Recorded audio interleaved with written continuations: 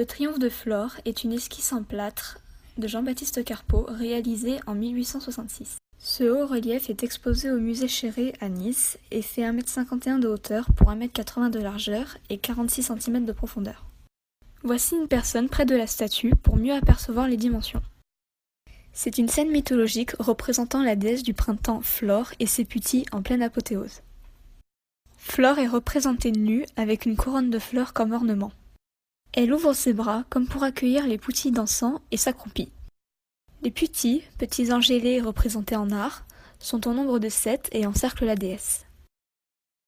Voici des détails des mains des poutis qui sont jointes, laissant penser à une ronde qu'ils feraient autour de la déesse du printemps, victorieuse.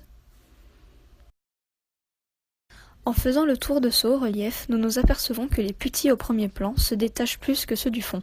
La figure principale, Flore, est considérée comme une ronde bosse due au fait que nous voyons presque l'arrière de son dos. Des guirlandes de vignes, de fleurs et de feuilles encerclent la scène comme le cadre d'un tableau.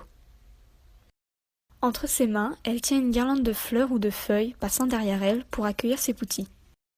Nous pouvons remarquer le déhanchement de chaque figure pour démontrer une scène en mouvement.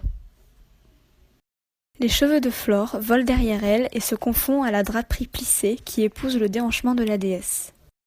Les yeux des figures sont escavés et la bouche de Flore et certains poutis laissent apparaître un élément scandaleux à l'époque de Carpeaux, les dents. Les corps des figures sont imparfaits. En effet, nous pouvons remarquer que l'artiste a délibérément choisi de représenter des poutis corpulents et une déesse de la nature avec des bourrelets et de la cellulite apparente. Voici la sculpture en marbre exposée sur la façade sud du pavillon de Flore au Louvre, à Paris. Ce pavillon est orné de nombreuses sculptures de Jean-Baptiste Carpeaux.